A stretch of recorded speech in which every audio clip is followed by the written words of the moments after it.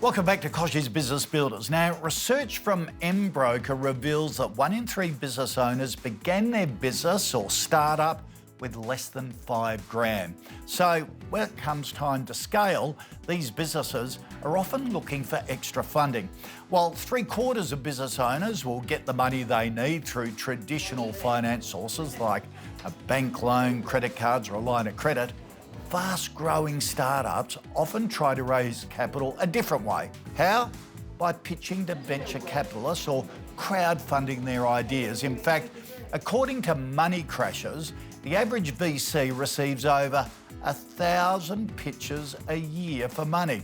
That's a lot of business vying for the same money. So how can your business stand out in the crowd pitch space? Natasha, you coach a lot of startup founders. Yes. What's the most common pitfall that you come across? Well, the big one is too much jargon, too many statistics, death by PowerPoint, Yep. speaking too fast, too many fillers, and really no stories.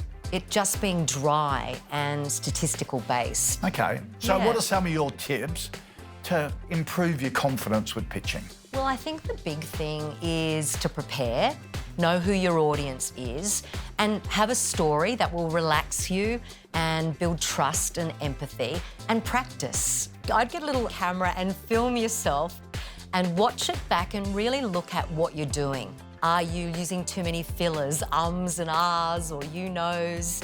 Are you speaking too fast? Are you monotone?